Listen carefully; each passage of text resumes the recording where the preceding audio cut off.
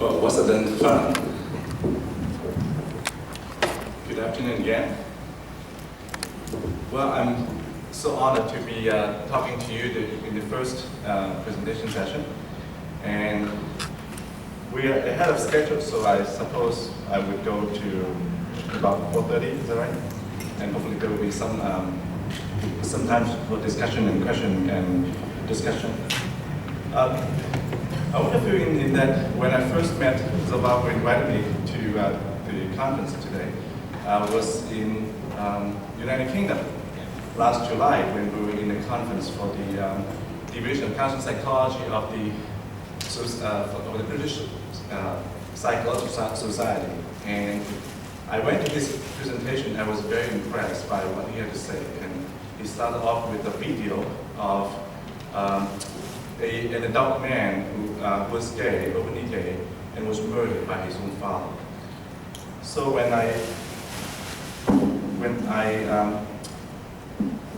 saw the presentation, I was very touched by what he shared about heterosexism in Turkey. And so we had a follow-up discussion, and then one thing led to the other, and I'm here. I was invited to participate in this conference. So in that context, we have decided to talk to you today about the topic of coming out experience of lesbian, gay, and bisexual persons, or LGBT persons, and particularly focusing on family reactions and acceptance, and what clinicians can do to help parents and children in the coming out process.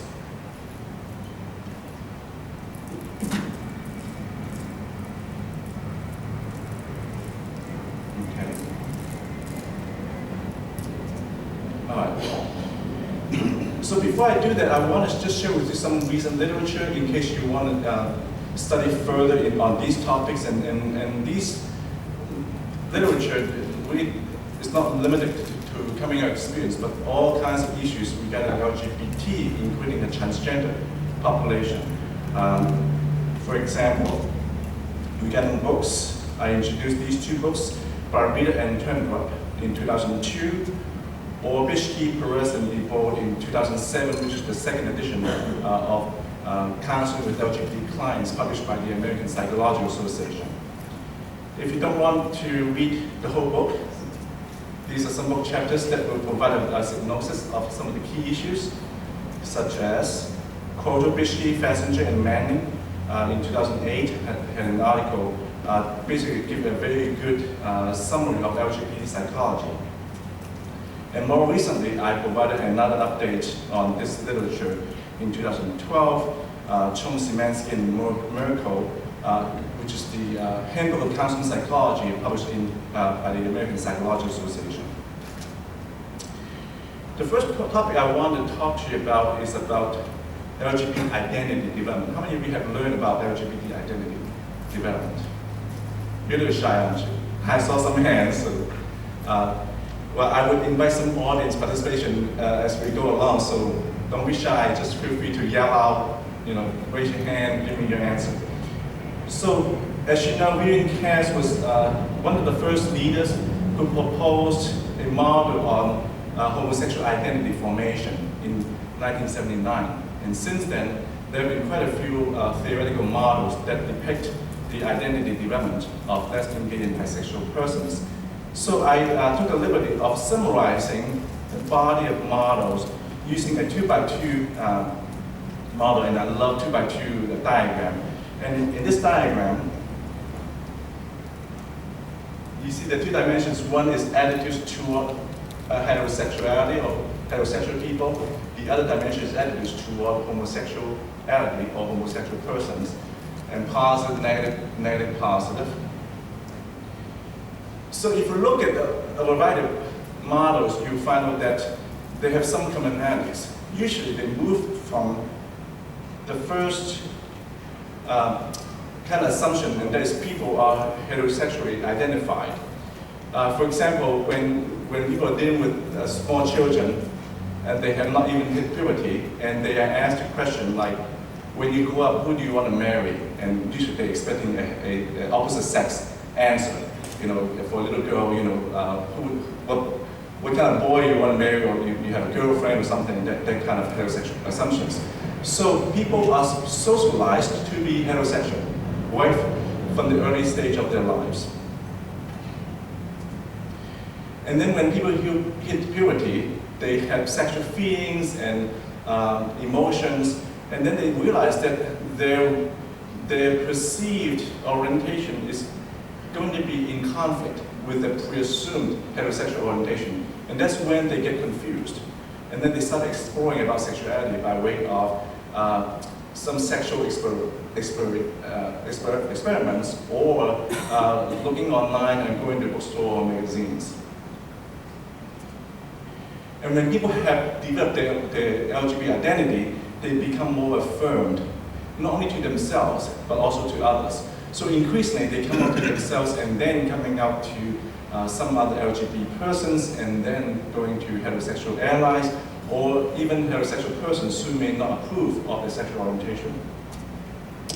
And finally, they have achieved an integrated identity, meaning that they are not only a gay person or lesbian or bisexual person, but they're also a person with multiple identities. And so they try to integrate the homosexual identity with other identities, or bisexual identity with other identities of them,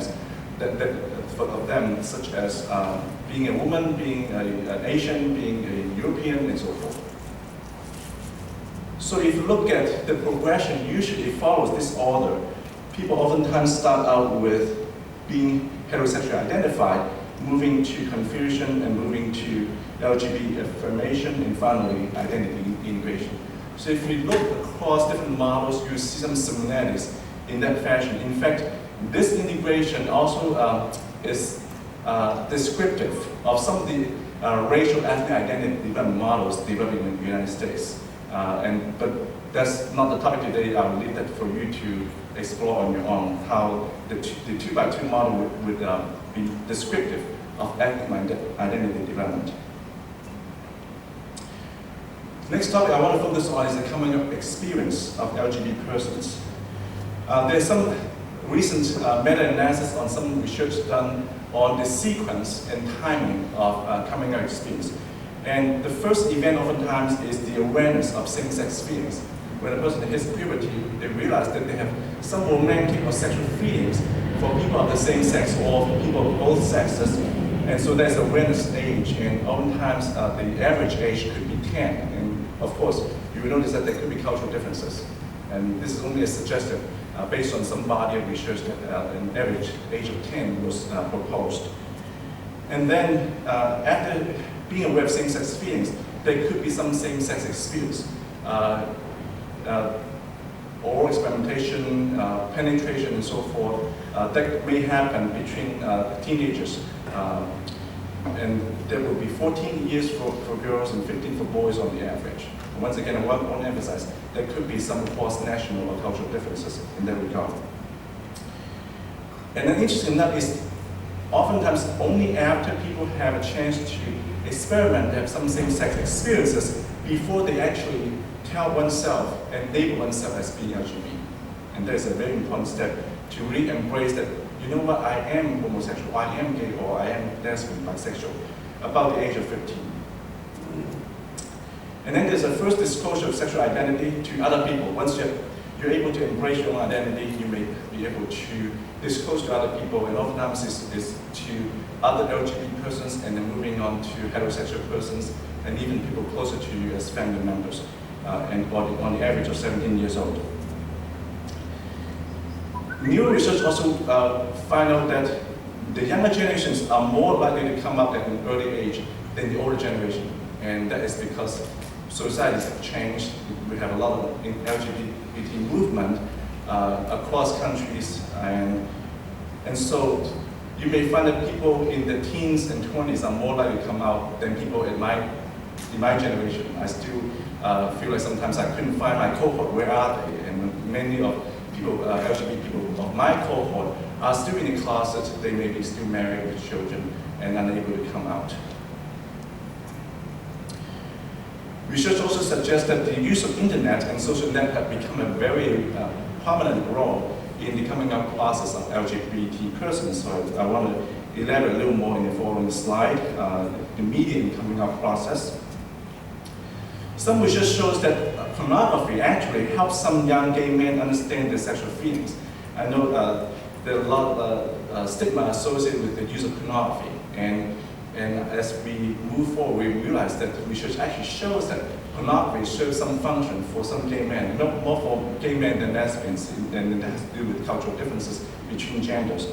But the use of pornography sometimes would validate their sexual feelings and also give them some sort of education, if you will. I don't know if you understand this quote unquote in American culture. We use quote unquote meaning in quotation marks. And so sometimes people really did not have a chance to learn how to have sex with a person of the same sex until they have a chance to watch pornography. Also, internet chat rooms or news groups and blogs have boosted self-acceptance and facilitated coming out to family, friends, and buffer negative reactions from coming out. So coming out depends on the culture and society and nationality. Sometimes it could be a little easier, sometimes it can be very difficult. And so the use of internet sometimes it can give people a buffer of that negative feeling or stigma associated with coming out. In the older days, a lot of people would go to the gay bars or go to a bookstore and buy some literature related to being LGBT, and sometimes it could be a very risk-taking kind of activity because you are out in open, you actually purchase a magazine or you go to a gay bar, so you'll be afraid of being seen. But going to an internet, you have a lot of anonymity. You can do it at home or wherever private to you. And so sometimes it could be very helpful for LGBT people coming out. Also, the movement of TV and media on LGBT characters have helped a lot. In the older days, we may have, in the United States, we have Ellen DeGeneres, who was very instrumental in validating lesbians' experience in coming out. And Will and Grace, have you heard of Will and Grace, the show? Not many, some do. Of course, if you watch Will and Grace now, it's not like what we expect. But at that point in time, it served a very important function to really put LGBT people into the mainstream, and people can see them and validate that as a real human being, and be able to look at what they do and how they feel. And so now we have even more advanced shows like Modern Family, and so a lot of times we're moving away from stereotypical behavior to more totality of the person, including some stereotypic behavior, which is sometimes true, but also LGBT people as a person. They need to be in a relationship, they need to parent children, and so forth. And then adolescents are active media consumers and creators integrating media messages with their personal lives. So media is no longer out there, they're integrating. And I see a lot of younger generations in the audience, and I'm sure you have an iPhone with you. Sometimes you're texting, sometimes you're taking photos and sending photos to your Facebook and so forth to connect with people. And that's how a lot of LGBT persons would connect with the LGBT community in their coming out process. And furthermore, anonymity in media also allows for perceived safety in exploration. I touched upon it already. When you are in a private home or other places, you can access the internet and then you feel safe and you feel sometimes even anonymous. I want to highlight another paper by Wan et al. In 2009 that summarized a few more findings from research. For example, 72% of the university students use media, particularly internet, as a primary means of information gathering during coming out. And I think this is a real change from my generation. When I was coming out, I really didn't have that kind of resource to work from. And now, a majority of university students will utilize the media in the coming out process. And then younger persons are more likely to use internet. That's self-evident. And then most of them describe media use as neutral rather than positive or negative. Because I know sometimes society has some prescribed kind of attitudes regarding the use of media. Sometimes people think it's negative, sometimes very positive. And for them, most of them think that it's actually neutral. You can use media for a variety of purposes, and some could be good, some could be bad. So it's not necessarily inherently good or bad. but depending on how you use it. And then there's no significant correlation between media use and loneliness or self-esteem. Sometimes people make assumptions. People who tend to use the media a lot tend to have a very low self-esteem, or they may be lonely and they didn't know how to make friends. That's why they go to the media and the internet. In fact, that may not be true. There's not a significant correlation between the two, meaning that people who are very sociable may also use internet a lot rather than in person, and that is not necessarily indicative of their social relationships or loneliness or self-esteem.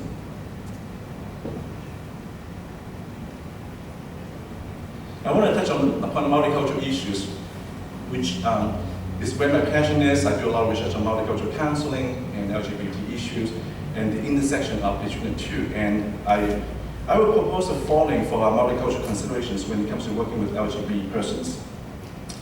The first is that formation of LGBT identity is socially constructed. I don't know if you thought about identities are actually socially constructed. Have you seen the movie Harry Potter? How many of you have seen Harry Potter? I see more hands now. Still, some people have seen the movie and didn't want to openly acknowledge it, which is okay. Remember there was a scene in Harry Potter that there was a hat that was used to decide which society, or what's the term for that? Not school. I forget what the term is. And so, whether you belong to this society or the other society, and then you engage in other competitions among them, is actually totally arbitrary. Isn't that true? The head decides you're going to go to this group and you're going to do another group, and then you form your identity. Isn't that right? Isn't that the process of doing that? And I know that because I went to high school in Hong Kong, and you know Hong Kong was under British governance for a long time, for 100 years. And so we had the same system that all the students in Hong Kong, in the school, will be divided into 4 societies, and then you would compete with everything, athletic activities and so forth. So I'm using that example of how identity is socially constructed. In fact, most of the identities are socially constructed the same way, and LGBT identity is in no exception. Meaning that for some societies or some cultures, there may not be an LGBT identity.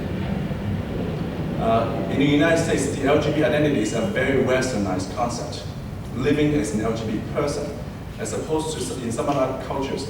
It's not like they don't have homosexuality, it's that they don't label that as an LGBT identity. And so, in my culture, sleeping in the same bed with the same sex person is totally okay. But it's not okay if you label that as a gay relationship, if that makes sense to you. And so, it's important to differentiate same-sex orientation versus LGBT identity, because identity is not the same thing. It's a socially constructed concept. And so for that matter, non-verbal disclosure may be more feasible or effective than self-labeling as LGBT for certain cultural groups. I know in a lot of mainstream culture in the United States, we push for people to come out and embrace the LGBT identity. And that may not work well for people of color in the United States, because we may come from different culture. Like for myself, coming from an Asian culture, there are a whole different round of issues that I have to deal with if I were to come out to my parents or my family members. And so, let me give one example. My parents still don't know that I'm gay, or at least we don't talk about it that way. And I honestly, I don't really know whether they knew, or it was something that was too painful or too negative for them to even think about that aspect. And so, I have a partner, and when my partner and I moved from Atlanta to Boston, I called my mother and say, I'm moving to Boston for a new job. And my parents answered. She knew that I had a roommate, and in fact, she had met my roommate when I brought him to Hong Kong. But she only knew that she was my roommate. And so she said, oh, is your roommate moving with you? And I said, yes, he is. And then she said, oh, that would be nice. You can have somebody take care of each other. Now, that was a very nice message for me to receive, because what kind of roommate would move a long state line from Atlanta to Massachusetts with another roommate? I know sometimes it happens, but it's not very usual. for women to be moving across state lines, and for my mother to be able to embrace that relationship and give me the blessing. I think that is what I'm talking about here in nonverbal disclosure. Nonverbal meaning that you don't label that as an LGBT relationship, but you kind of just talk about certain aspects without being explicitly labeled as such. So that became a very effective way for me to really relate to my mother regarding my relationship. And everybody's happy, but if I say that I'm moving with this person and he's gay and we're in a gay relationship, I think all hell will break through, and my mother would threaten to commit suicide and say what I've done to deserve that kind of disgrace and blah, blah, blah. You know, all the drama associated with that coming out process. And so, for that matter, I want to alert people to think about the cultural implications of LGBT identity in coming out process. And also, there could be a tendency for mental health professionals to have bias toward pushing LGBT people of color to come out all the way. And that's in contrast to the older days in the 1970s when homosexuality was still labeled as a mental disorder.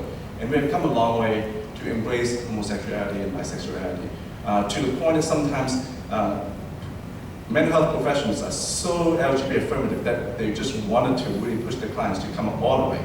And then they would label the clients whenever they're not able to come out all the way, they have issues. They will be depressed, and they just have to deal with that. And they always feel like they have to deal with that. And I think I would advocate that that is a cultural bias, because people live different lives differently. And so don't have the bias and push people to come all the way, because that may not be a good solution for everybody, depending on the cultural context. And so management of multiple identities is complex. I'm sure many of you, at some point in time, you struggle with managing multiple identities, such as being a worker and being a parent at the same time. There's multiple identity management. And so in this case, we'll be managing your LGBT identity and some other identities, such as being a person of color or being a psychologist in training. I'm saying that because I have talked to some counseling psychologist students, and they're trying to come out, and the process is quite fascinating because they were able to come out in profession, but they're not able to come out in the family. And so how do you manage the multiple identities of being a counseling psychologist, LGBT person, when you attempted to do LGBT research because that's where your passion is, but then you worry that what if my mother or father find out I did a presentation on LGBT issues, or published an article in LGBT issues, and what would they make of me? And so I have some dialogues with the students regarding how to make those delicate decisions. So managing of multiple identity is very complex. And also the achievement of healthy self-concept and way of living varies depending on culture and individuality. And so I'm standing before you today as south as I can be in the United States, but you know what? I'm not out in Hong Kong. And that's where my parents, my family reside, and many of my friends are there. I am partially out in Taiwan, interesting enough. I was a student in Taiwan for 5 years, and initially I was not out to them, but gradually when I went back more to do presentations on LGBT issues, and they were able to really get to know me and allow me to come up to them and embrace me, and even saying that next time you come, bring your partner with you. And I was so pleased to hear that. But I'm still not out to the classmates I had in Taiwan. So there are a lot of complexities regarding how I come out to various groups in the United States, Hong Kong, and Taiwan. And I think one easy thing to deal with is that my parents don't know English, so they would never read my publications. So even if they were nosy, they wouldn't find out, or they don't even access the computer anyway. So that's another buffer that I was able to take advantage of. So from my point of view, I would calculate the risk and benefits of me coming out at what time, in what context. And my parents are in their 80s, and I really don't want to put a bomb on them and go home to come out to them, and then I leave them in misery. And so that was my consideration, and everybody's different. And so what I want to propose to you is to really attend to these delicacies or individual differences because of the cultural background, because of their individual situations. Moving to the main topic of today, family reaction and acceptance. Research shows that, and you probably would not be surprised, coming out to parents will be the most difficult, based on research. And for that matter, coming out to mothers will be more frequent and easier. Would you expect that? How many of you expect that from research finding? Coming out to mother will be a little easier, more frequent than for some of you raise your hand. Why is that the case? What do you think? I think the room is small enough for us to have a dialogue. Anybody who want to take a step at what? Yes, go ahead. So I can't hear you. Less judgment, more acceptance. This is your child. This is your life. What about the difference between father and mother then? Why is it mother a good model? Well, if I imagine if it's a male, you expect the son to carry the name, for example. So I think that is a very, very good reason. Sometimes the father may feel like, if my son is going to be gay and we're going to lose my family name, that's the issue. And that could be very true. What are some other reasons you can think of? Yes, go ahead. Socially constructed ideas of motherhood and females being more approachable. Yeah.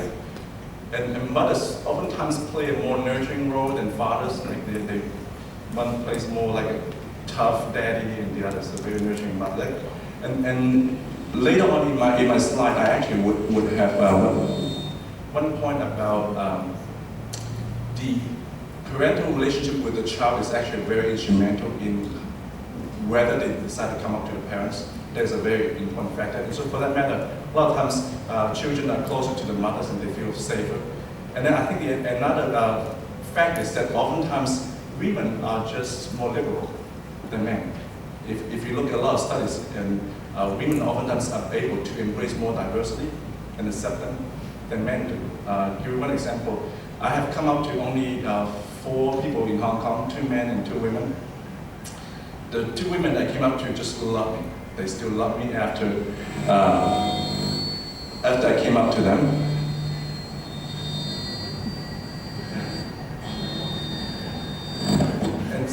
But then the 2 guys have a lot of trouble. One of them was my best friend, and we were prayer partners in college, meaning that every Saturday we would find some time at 11 p.m. and we get together, have some snacks. We share with each other what they do in the week, and then we pray together. So we were that close. We did it for 4 years in college. And I was the best man in his wedding. And then once he found out I was gay, he's not talking to me anymore. So that's one example. The other one, also a guy, he came to visit me in Atlanta. I came up to him. He spent all night, awake, praying for me that night. And even though he and I are still talking, but the relationship had not been the same. So in my N of 4, 2 men and 2 women, that was another example of how the women were more accepting of me than my male friends. So that's what research has shown, that sometimes mother could be easier, but generally speaking though, parents are still in general harder to come up to. And there are a lot of reasons for that. Number one is that the relationship between the child and parent will be different from between the child and the siblings. I'm sure you can identify with that. It's just not the same kind of relationship. Like for me, I feel like I'm responsible for my parents' well-being. I don't feel responsible for my siblings' well-being. And so I'm more nervous coming up to my parents than to my siblings. And the other thing is that oftentimes the teenagers would worry about what could happen to them if they were to come up to their parents. One example is that I just saw one show on the Voice, maybe not the American Got Talent. American Got Talent. There was a gentleman, maybe 19 years old, 20, and he said that his name is Jonathan, I think if I remember correctly.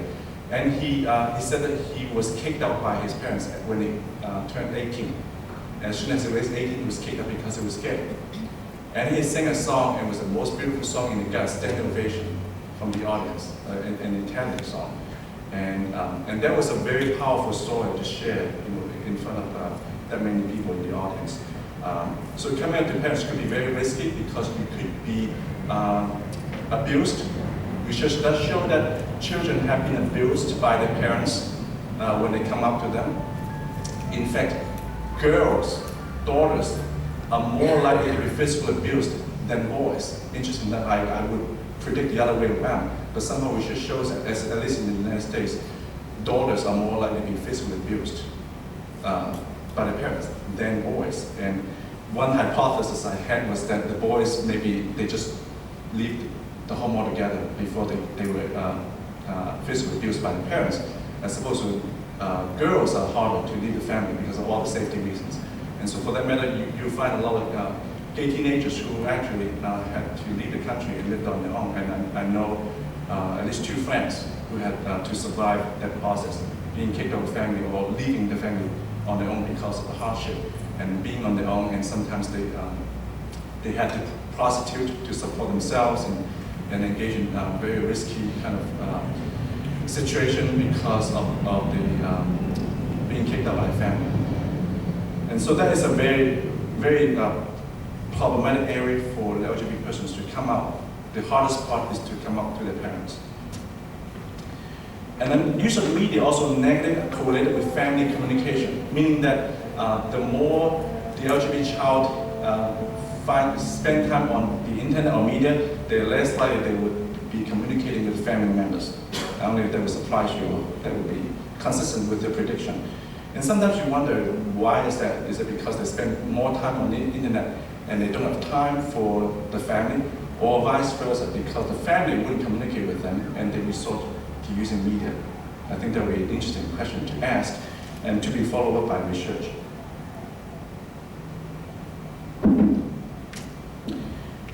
And then family members experience conflict between love for LGBT family member and also heterosexism or fear of social rejection. Once the LGBT child come out to their family or parents, there's a lot going on. And I put some of the processes and identity models, if you will. Initially, there's a lot of impact: shock, anger, also not trusting if that's not the case, you're making it up, and so forth, not wanting to believe it. And so there are a lot of processes, and so sometimes when they have to deal with children coming up to them, they will have to deal with the conflict between the love for them and also their regret for them to be LGBT. And they worry about their well-being. What is going to happen to my child now that I know they're LGBT? Would they be unhappy? Would they be beaten up? Would they be killed? Or would they have HIV and die of AIDS? A lot of fears and so forth. And also worrying for themselves too. What would the church say to us? Would we be kicked out of my church, the whole family, because my child is LGBT? So there are a lot of conflicts in that process. And another finding is that the pre-disclosure parent-child relationship, the quality is a big factor in coming out and parental reaction. Meaning that before coming out, if the child has a very good relationship, high-quality relationship with the parents, they're more likely to come out to the parents, and also the outcome is more likely to be positive than in a situation where they don't have a good relationship to begin with, and the child would be less likely to come up to them, and also once they came up to them, they're likely to have a worse coming out experience with them. So get back to the earlier discussion, that it's very important for us as mental health providers to really help with facilitating the parent-child relationship, because that's a foundation for just about anything, and LGBT coming out in particular. Negative family reaction associated with ethnic minority background, immigration, conservative religion, and lower SES background in the United States. So according to some research in the United States, if a person has an ethnic minority background, the family reaction could be more negative. If the person is a first-generation immigrant or second-generation immigrant, more likely there will be like negative experience. When it's family coming from conservative religion, more likely it will be negative experience. And also from low SES background, more likely to have negative experience. So that's something that we've found from literature. Oops. And then family acceptance associated with positive health outcomes. And so there's some good thing about helping people to achieve positive family acceptance.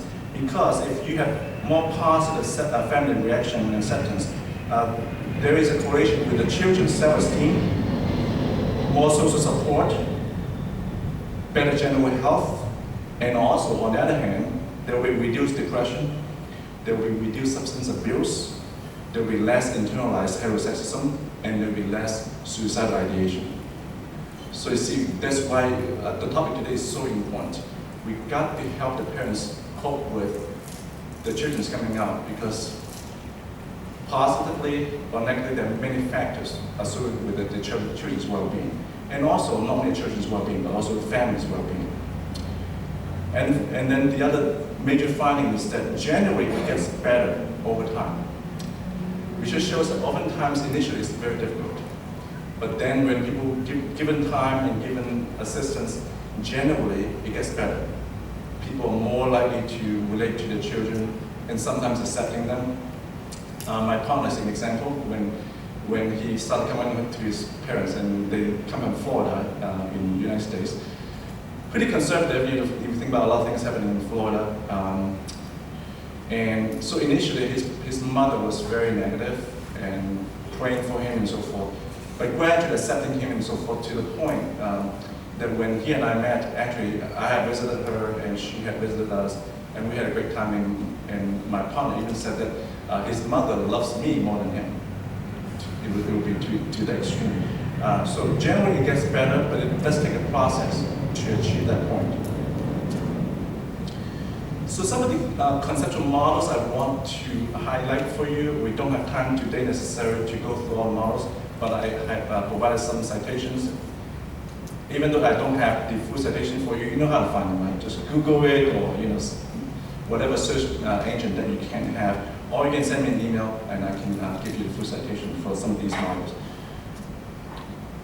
One model which is older, back in the 1980s, had talked about the grieving or mourning process that would resemble Kotler and Ross's 969 stages of grief. So that the anger, the numbing and disbelief and negotiation and final acceptance, all of that, those stages are used to describe how parents encounter the children's coming out. Meaning initially they're angry, they're not going to believe that, and then they self-blame, what I've done to deserve this, and then they find some way to resolve. And then in 1989, Schulman's model of stages of reaction, starting off with subliminal awareness, meaning that they might be aware but not fully acknowledged to the impact when they come out, or making adjustments later on in finding some resolution and also trying to integrate. Another model would be the SAGE model of parental experience by Sullivan, Williams, and Duke in 1998. Parenting identity model in 2000, and then family functioning in 2010. So these are some newer developments. So we have made some progress in identifying how parents or family react to LGBT people coming out, but still they are in a very theoretical process rather than empirical. And so I will encourage you to read some of these theoretical work, and then we need to empirically validate, is it true that it happens that way? And of course, the more we study identity development models, the more we know that they don't go with a linear fashion, meaning that you go through stage A, and then you stage B, and through stage 3. That was the older thought about identity development. And these days, we embrace a more fluid model, meaning that we may have some rough models to kind of make some predictions, but also allowing the fact that people do recycle sometimes, or people may skip a stage, or may not enter in a stage altogether. And so there's a lot of fluidity in identity development. And so people are shying away from the word stage and moving more to a status. Because status doesn't indicate that you go from stage A to stage B. Status is just where you are. And so that is some of the new thinking about identity development. What are some of the implications for practice? The first thing I want to highlight is validation. It does take time to grieve and to learn. So much like anything else, a breakup of relationship, losing relationship, and for parents to face their children coming up, for them it's a loss, because they thought they knew them in one way, and now they feel like they're at a loss. Either at a loss that they don't know them, they feel like they don't know them, or at a loss that, I always wanted my children to get married and have grandchildren for me, and that may be lost. Or maybe parents are not able to allow for adoption, because you can still be grandparents, but through adoption. And of course, I know my parents wouldn't accept that the same way as me giving a biological child for them as grandchild. So there's a loss, there's a grieving process, and also there's a lot to learn. And the LGBT children may have more time to learn as they come out, but when it's thrown at them at the time of coming out, they are lost. They don't know much about LGBT persons. They may not even know anybody who's out, either relative or friend. And so it's a very alien concept sometimes for parents to really deal with coming out. So give them time, validate the experience, so that you don't drag them too fast. Because sometimes the people are not ready. So validate the experience and give them time to grieve and to learn. The use of community and school-based LGBT youth programs could be helpful because it takes a village to really help LGBT persons coming out. It's not only about parents, but also the community and the school-based programs. So if we can find some ways to really establish some school-based programs that would complement what is lacking or what is being developed at school, at home, I think that would be great. And I put in parentheses the variations on openness. Sometimes the school may be more open than the family, sometimes vice versa. Or the community may be less open or more open than the school. So depending on the particular situation, we should be able to think about a more contextual kind of model than focusing only on the family as a unit. Providing access, both for the parents and for LGBT children, would be very important because both of them would need some peer support, they need education, they need resources, mentors, and referrals. So treat them all together, even though sometimes when the clients are brought to your attention, there could be variations in who is the identified client. Oftentimes the children will be the identified client. But in this model, we should look at the parents also as the identified client, helping them in coping and negotiating and finding new ways of learning. And so the peer support and all that would be very helpful for both parties. And then dealing with confidentiality and trust issues with LGBT persons and their parents will be very, very important. And that goes with any kind of work with minors. We have to worry about confidentiality. So to what extent will the parents have access to information during the therapy process with the children? And this is particularly important because a lot of times LGBT children, they don't want the parents to know certain things. And so how do we negotiate a contract with the children, with the parents, so that it would maximize the working alliance among all three parties? And that is a very important process. If we cannot achieve that, the LGBT children would not trust us as professionals, and the parents would be always digging in and say, tell me everything about what happened in the session. And so that wouldn't be the most productive. And so engaging the whole family early in the process to really negotiate the best kind of confidentiality model so that people have the comfort level and confidence in the working relationship.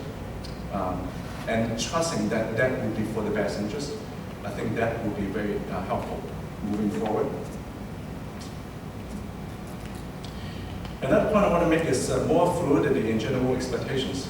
Because according to research, especially for the father or for the man, oftentimes the inability of accepting homosexuality has to do with the stereotypical gender role expectations.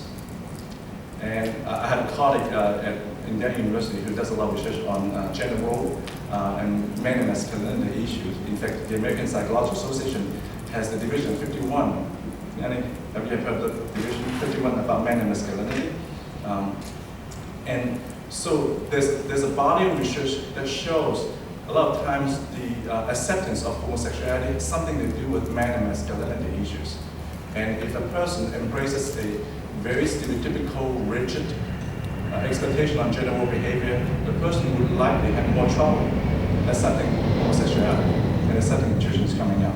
So I think that is something that we need to relook into when we provide intervention, and that works not only for the parents but also for the LGBT persons themselves, because they have grown up in a society where they socialize persons regarding those general expectations. So they will have internalized genderism, if you will. And for that matter, they would have internalized heterosexism. And so they have to cope with all of these when they come out. How can I behave? And so for children, for a young boy who had been more effeminate, and they probably encounter a lot of criticism and pressure to behave more like a boy, more like a man. And that goes with how they feel about themselves as a gay boy also. And so these are the matters that we need to treat together, realizing the intersectionality of these two dimensions. For that matter, we should look into multicultural considerations. I mentioned earlier that every culture is a little different, even though homosexuality is present in all cultures throughout history. If you really study literature, you find out that homosexuality is present in various forms in the beginning of history of all cultural groups. However, how the cultural groups embrace homosexuality is a different matter. Some would be very open, like these days in some of the European countries, or America is moving to that direction as well. And then in some other cultures, that could be a totally different kind of perspective, say in some Asian cultures and so forth. And so we need to realize the cultural complexities for LGBT persons coming out. And then we need to advocate for public policy and initiatives. In fact, advocacy is now the most sexy thing that is coming out in psychology, in that people should not limit their work in the office where they see the clients one-to-one or in groups. Psychologists can also step out of their office and be an advocate. And being an advocate could be in many forms. It could be as simple as forwarding an email. It could be as simple as conveying information, or in a casual dialogue, make an education experience, corrective experience when a colleague of yours had something that would be culturally insensitive, and make a statement, take a stand. That is an advocacy. People only learn when they have that kind of corrective experience. If they're never challenged, they will never learn. It's much harder for people to be self-aware. It's easier for people to be given some information which challenge their ideation about themselves, and then they start thinking. They may not change the first time you mention it. They may become more aware the second time somebody else mentioned the same thing to them, and then gradually they may change their attitude altogether. And I have to say that I have come a long way when it comes to gender issues. I could have come from a very traditional sexist society or culture, but ever since I went to the United States and studied counseling psychology, my ideation about gender relationships had changed drastically, and especially studying under two feminist psychologists in graduate degree program that really helped me. But I have to say that the whole process requires some challenges, getting feedback from my colleagues, and the same is true here. Advocacy is very important. Giving feedback to your colleagues, or going all the way to national policymakers and advocate for certain initiatives will be very important. One example I want to give is that in the United States we have a model that is called Scientist Practitioner Training Model. I don't know if you've heard of that. Scientist Practitioner Training. And in these days we added one more thing to it, advocacy. So it's a Scientist Practitioner Advocate Training Model, meaning that we actually train our students to be an advocate, which generally we are still doing very little in our training program, training people to be an advocate. So we have this movement to train people to be scientists, practitioner, and advocate, but how to implement that is still leading to the training programs. And I would challenge you to think about how you can go back to your training programs and implement some of these ideas about training people to be an advocate, because we're not necessarily born to be an advocate. I still remember the day when I went to the Capitol Hill for the first time. I was so horrified knowing that I have a few appointments with senators and House representatives, and I only have 10 minutes to convince them on supporting a bill about prevention of campus suicide. That was our mission. You know, supporting a bill to allocate enough funding or renew funding to prevent suicide on campus, and how horrifying for me to engage in that activity. But I had very good training by the American Psychological Association. They spent a whole afternoon giving us all the information we need and do role plays and everything. Very solid training, and so when I went there, in one appointment I actually got to meet with a senator. If any of you have been to the Capitol here in the United States, you will find out that most of the time you actually don't see the senators or House representatives. You see the interns, who are 20-some-year-old interns working there, and so, but somehow for that appointment I was able to talk to a senator, and my training was that information will only get to the head, but if we use anecdotal stories, it gets to their heart, and that's when they would change their opinion. And so I told a story about campus suicide and a very personal relevant story, and then one thing led to the other. The senator told me about a very close relative who had attempted suicide and how painful he was to deal with the suicide. And he started crying. I was like, oh my God, I have a senator crying in front of my eyes. And then when we shook our hands to say goodbye, he said, you have my support, I guarantee you. So it's like, yes. And so I'm using the example of the fact that we are not born to be an advocate, but we could learn how to be an advocate, an effective one. And that's very important in the LGBT psychology movement, that we need to step out of the office and become an advocate too. I read an article by Ryan et al. 2010, which provides a very good set of recommendations for working with families. For example, talk to the children about their LGBT identity and express affection. Oftentimes, when children come out to their parents, they don't talk. They act as if it never happened. And that's a very typical way for people to cope. That's not going to happen, because when the children take that much effort and fear to come out to the family, they don't want to be treated as if that conversation never happened. So talk to the parent, talk to the children, and not only that, express affection. Think about in the older days, how you express affection. You don't want to stop it because children have come out to you. Show love and support to LGBT children, even if uncomfortable. Sometimes it could be quite uncomfortable. Advocate for LGBT children when they are mistreated by others, and that will happen. You find out that your children, once they come out, more people will know about their LGBT identity, and they get bullied. People get bullied all the time, and I find out that bullying is not a United States problem. Bullying is a global problem. And bullying doesn't happen only in secondary school. People get bullied in college. I have learned from the news that people commit suicide because they get bullied. And bullying doesn't happen only in person. They do cyber bullying. They write things about you on Facebook and really push you in a corner and feel like you have nowhere to turn to. And so it's a very difficult process. And even adults get bullied a lot too. And for LGBT persons, that is not an exception. People get bullied all the time. And so when that happens, the parents need to really step up to the plate and protect the children. Take a stand in the treatment of the children. Even if you disagree with homosexuality, the parents still can take a stand to protect their children. And we need to really help parents understand that. Don't let your children to be mistreated and allow it to happen only because you disagree with the sexual orientation. You still need to love them like you have always been by protecting them, regardless of the reason. Engage the whole family and extended family, because it's not just one or two persons, it's the whole family. When the parents are working on it, work with the siblings. How to accept the LGBT child in the family. And then some families would rather extend family, the uncles and grandparents. They had to be involved. Support children going to LGBT organization events. That's how they really get a lot of support and information.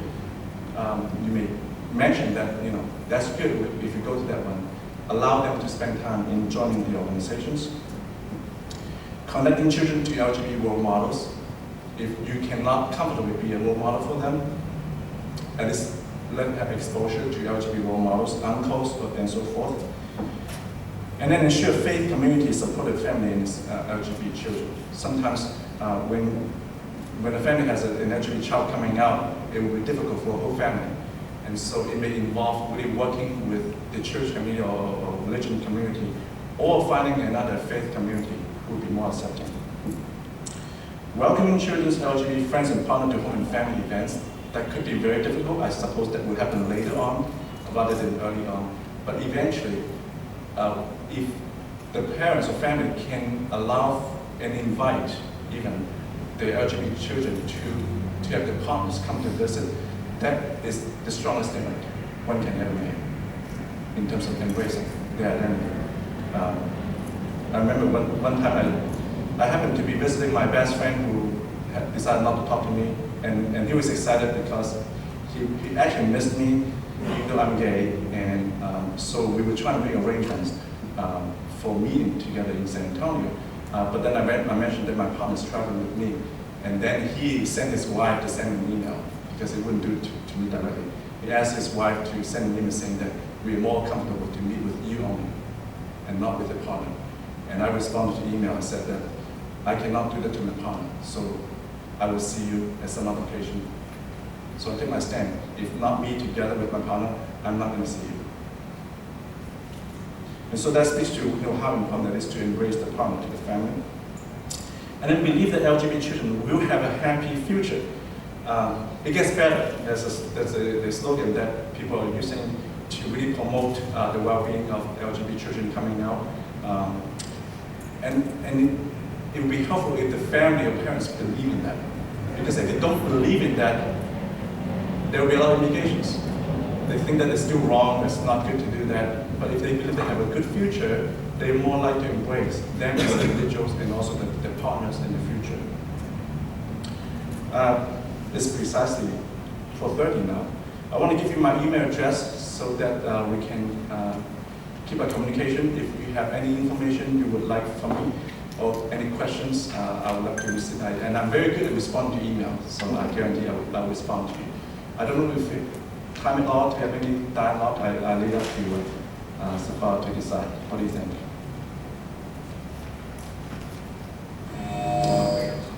You have time? Okay. So we have a few minutes to have a dialogue. Any questions? And we have a microphone that we can use, right? Anybody? Is there any other microphone that we can use? Pull on the home microphone. Hans bakom saya. Check.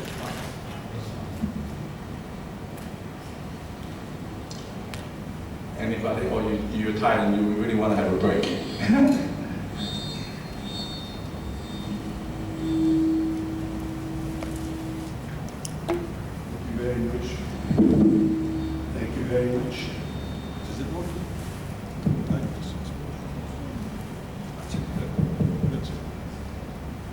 Thank you very much for this excellent presentation. I had the feeling that you were kind of combining what you had said is very important, the informative aspects, the narrative aspects, the humanistic aspects, and the scientific, so-called scientific aspects together, which I think is not an easy task, but a challenge for our political work also. The question I want to raise is related with the cultural sensitivity and as you have mentioned many times, the multicultural differences and diversities in this issue for the LGBT persons. We know that it is on a spectrum from very strict models or paradigms to more liberal paradigms. How would you like to comment on the challenges and problems related to the internalized stigmatization or self-stigmatization of LGBT people in different cultural settings? Sure. I had worked with a doctoral student on internalized homophobia, and so my doctoral student, Don Szymanski, and I had created a measure on lesbian internalized homophobia scale. And that had become the scale that we had the most requests for using measure in interesting enough.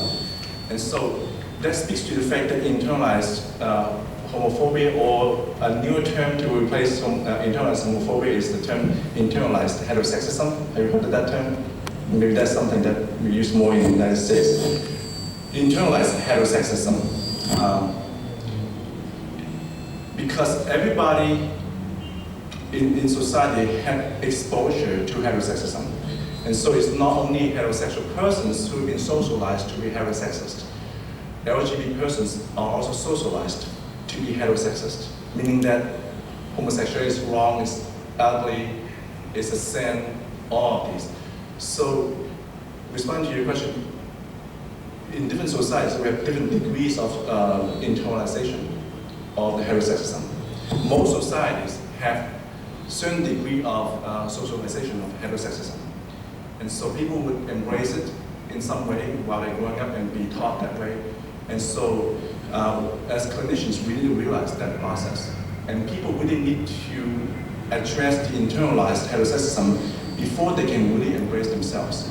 Because if they still believe that homosexuality is wrong and ugly and dirty and sinful, they're not going to be able to have self-affirmation.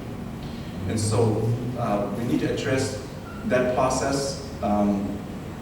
Interesting enough, I had published a theoretical model on Asian American, how they deal with the sexual identity process. And then once again, I have a 2x2 model to describe how they move from one point to another. And in that model, I talked about how initially when an Asian American person comes out, they look to the Western culture because from their own Asian culture background, there's no the ideology of LGBT identity. And so there's a lot of internalized negativity about being gay, that is wrong, it's a violation of the yin and yang complementarity. You violate the charge to sustain the family by reproduce and carrying on the family name. So all of these packages they're dealing with internally. And so for that matter, when a person is realizing that he or she is LGBT, they look to the Western culture. And so there's a assimilation process, if you will. They want to hang out with the right person and go to white gay bars and, you know, and all that, embracing that. So by stepping into the white LGBT community, they feel safer. They don't feel criticized by the Asian ideologies. But then when they do that, they realize that they're not embraced by the white LGBT community because of racism. I don't know how I can move to make it better. So in the process of assimilating and trying to build a gay identity, the person also at the same time encounter racism. And that leads to marginalization. A person feels marginalized by the Asian community and by the white LGBT community. And so there's a no person song, but hopefully a person is able to obtain enough ego strength and build up the self-affirmation, and then the person may be able to really integrate in some way with the Asian culture. And so one phenomenon would be to join the LGBT Asian group. Before then, they couldn't do it because everything Asian would remind them about heterosexism. But then at that point in time, when they're strong enough to have the ego strength, they would be able to go to LGBT Asian community and get support that way and still working on their identity. And finally, they're able to integrate that identity with other identities and realize that not all persons are racist to the same degree, and they have more skills in dealing with racism and heterosexism, and so they achieve the integrated identity. So I have created that theoretical model and I provided empirical evidence to support the model. And then one time, my graduate student was seeing a client who was coming out as a first-generation immigrant from Vietnam. And he was trying to come out, and my student suggested that he would join a LGBT Asian support group in Atlanta. And he thought that was the most logical conclusion. You know, you're Asian gay men trying to come out, join an Asian gay male support group. And when he proposed that idea of intervention, the client became very viscerally anxious and asked a lot of questions. Who's running the group? Is it white or Asian?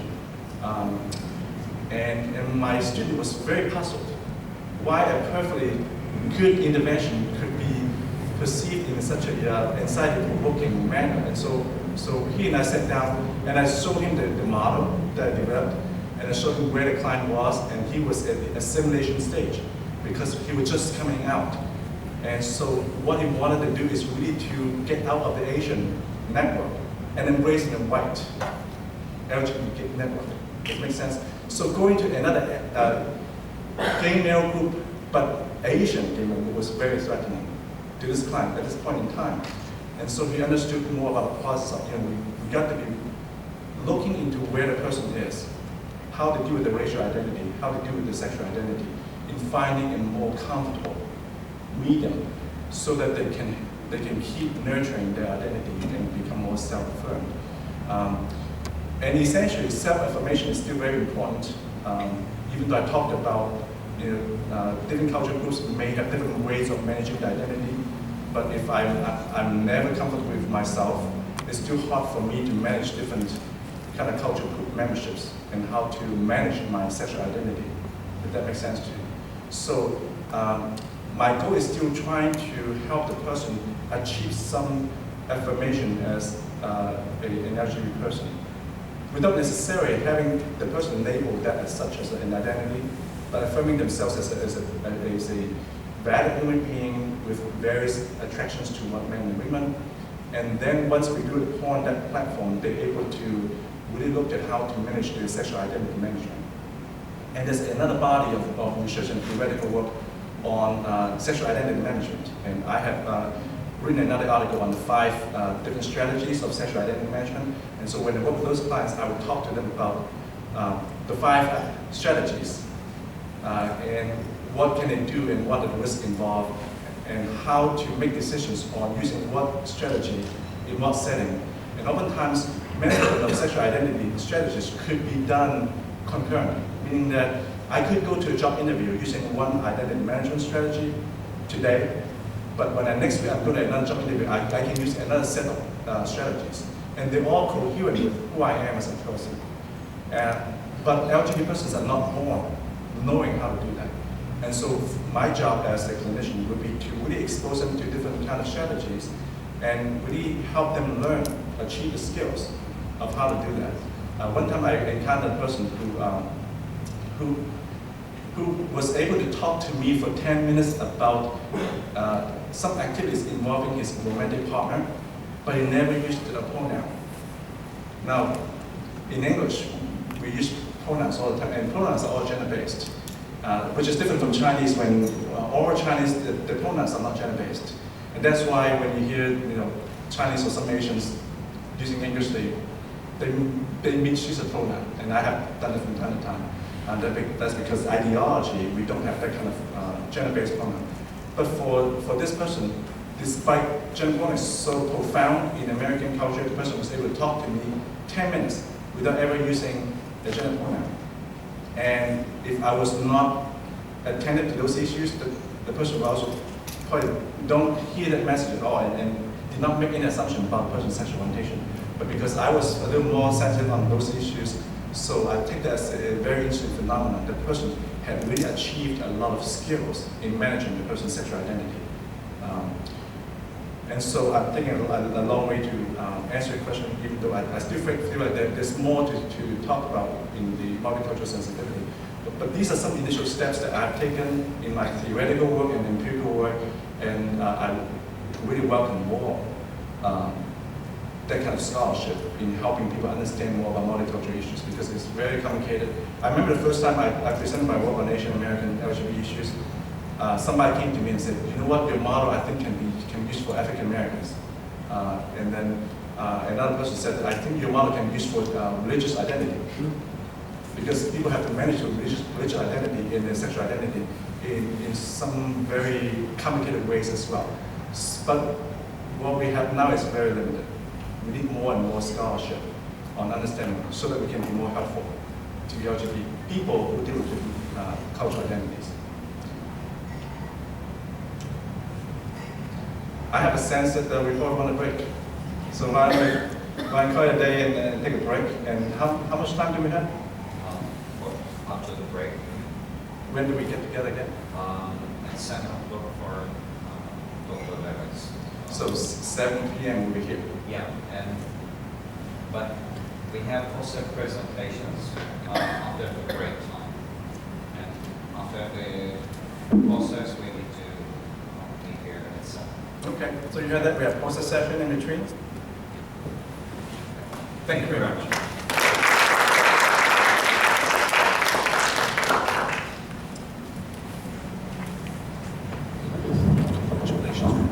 Before the break, just I will take 2 minutes because as I mentioned on the beginning of the conference, we have Master Practitioner Diploma in Cognitive Behavioral Psychology, which is approved by the British Psychological Society. And 14 of our students has just graduated from this course.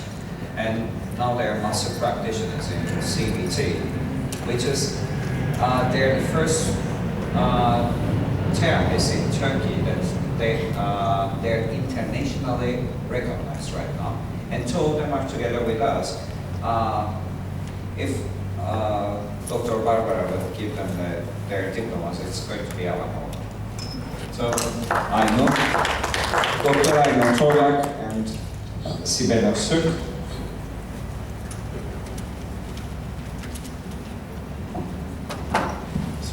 Dr. Aino.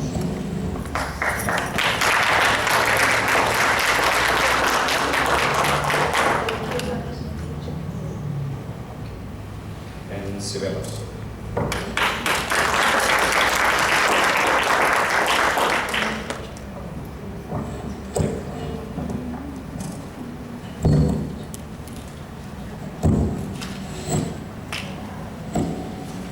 And thank you for attending the first meeting of the 2013 Congress. Before the poster presentations in Foyer 1 at the Conference Center, we are stopping right now for the coffee break. And please be here at 7 o'clock so we can start Dr. Levitt's presentation at the shuttle time. Thank you.